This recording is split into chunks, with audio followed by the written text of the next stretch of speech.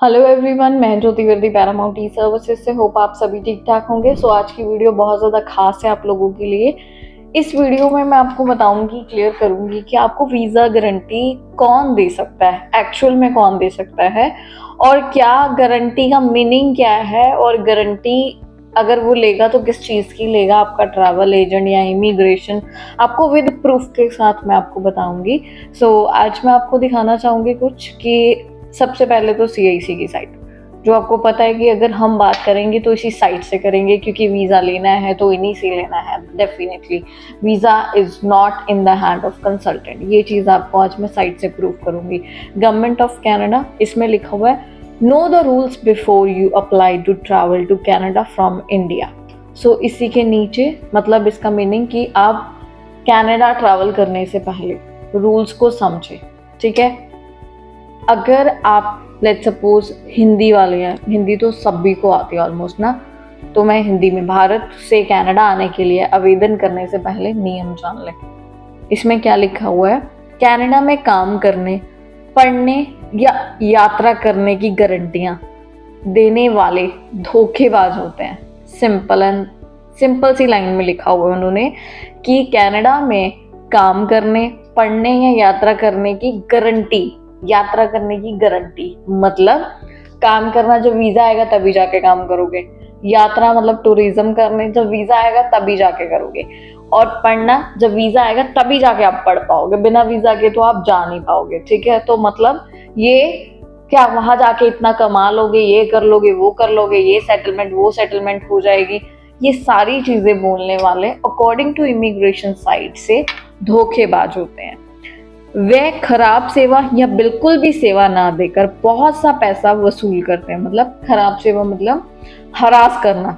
जब आपसे अप्लाई करवाना, they are very polite and very behave, उनका बहुत अच्छा रहता है।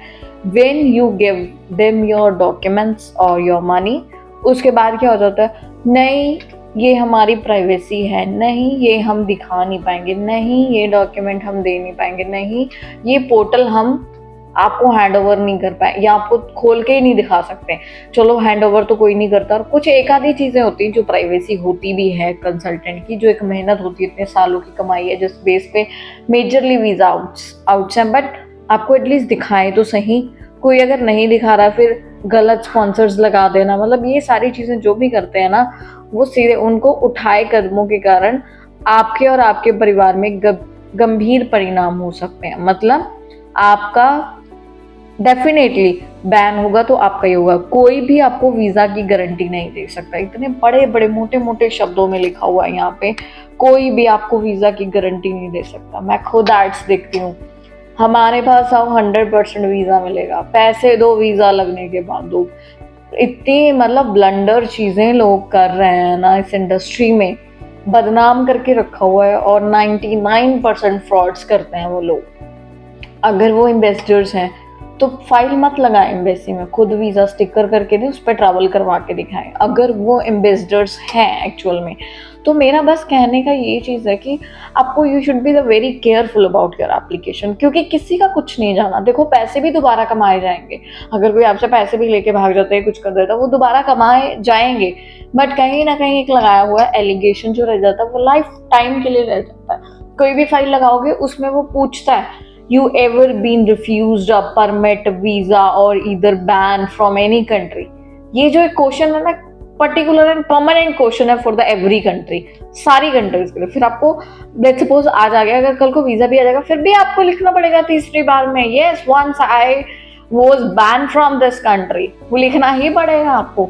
तो इसीलिए ये चीजें मत किया करो। एक छोटी सी अमाउंट के लिए अपने पासपोर्ट को खराब करवाना बंद कर दो, क्योंकि सीधा धोखेबाज आपको बताएंगे कि आप वीजा के मापदंडों को पूरा करते हो। आप बोलेंगे you are eligible about it, work permit में जा रहे हो, आइल्स है नहीं आपके पास, एजुकेशन आपके पास है नहीं है, यस यू आर एलिजिबल, यही चीजें बोल बोल के, ताकि वह पैसे कमा सकें। सावधान रहें, पता लगाए कि क्या कनाडा आने के योग्य हैं, कि आप कनाडा आने के योग्य हो कैसे। ठीक है, ये चीजें वही बताएगा जो साइट को पढ़ता होगा। नहीं तो नहीं बता पाएगा आपको। तो आपको इन चीज़ों पे पूरा ध्यान देना है। ये देखो मेरी बताई बातें नहीं है, कनाडा की साइट है प्रॉपर, गवर्नमेंट ऑफ कनाडा, इसमें 4 लैंग्वेजेस में दिया हुआ, English, France, Punjabi, Gujarati, 4 languages में इन्होंने पूरा क्लियरली बोला हुआ है। सो आई वांट कि आप ज़रूर एक बार कनाडा की साइट्स को पढ़ा करो, क्योंकि आई नो जितने भी लोग बाहर जा रहे हैं, देखो 70% पढ़े लिखे होते हैं जो हमारे पास क्लाइंट आते हैं, मैं उनका एक एस्टिमेशन बता रही हूँ आपको, 70% वो एजुकेटेड होते हैं, 30% वो होंगे कि जैसे एज हो गए हैं या उनको पता नहीं है या पहले एजुकेशन नहीं करी है, ईसीआर का पासपोर्ट है, नहीं पढ़े लिखे हैं, उनको हम इस तरीके से समझाते हैं, उनको प्योर पंजाबी और प्योर हिंदी में हम लोग समझाते हैं। वो क्यों समझाते हैं? ताकि देखो पैसे कमाना it's not a tough task, वो टास्क बहुत टिपिकल नहीं है। लोग ले रहे हैं कनाडा वीज़ा के 25 लाख 30 लाख, हम भी ले सकते हैं, बट हम क्यों नहीं लेने? खानी तो 2 वक्त की रोटी है ना, वो इतने में बहुत अच्छी आ जाती है। सो आई वांट कि अगर आप लोग कहीं से भी अप्लाई कर रहे हो, आई एम नॉट आस्किंग सिर्फ पैरामाउंट, ये नहीं बोल रही हूँ, कहीं से भी एटलीस्ट आपका कंसल्टेंट ट्रांसपेरेंट हो, आपकी एप्लीकेशन आपको पूरी पढ़ाए समझाए। क्लाइंट को नहीं पता होता कि आप कौन सी बात किस लॉजिक से डाल रहे हैं एम्बेसी में, बट उसको समझाओ कि ये हमने इस लॉजिक से डाला है, हम इसलिए लिख रहे हैं, ये पॉइंट ऑफ व्यू हम इसलिए डाल रहे हैं, उसको समझाओ, क्लियर करो। ये नहीं हम तो 10 साल से ऐसे कर रहे हैं, ये नहीं, आपकी फाइल के साथ क्यों कर रहे हैं, ये चीज़ समझो। तो प्रॉपर तरीके से समझो और धोखेबाजों से बचो, जो आफ्टर वीज़ा, गारंटेड वीज़ा, ये वीज़ा वो वीज़ा बोल रहे हैं। Do always remember they will play with you, वो आपके साथ खेलेंगे, आपके एप्लीकेशन को खराब करेंगे। So you must be aware from them.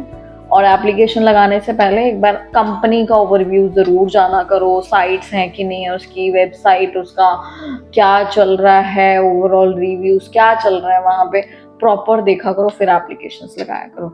So thank you so much all of you. मैं ऑल द टाइम आपको ये ऐसी इन्फॉर्मेशन देती रहूँगी, इसके लिए मेरा चैनल सब्सक्राइब कर लीजिए और आगे इन्फॉर्मेशन को शेयर कर दीजिए। Thank you.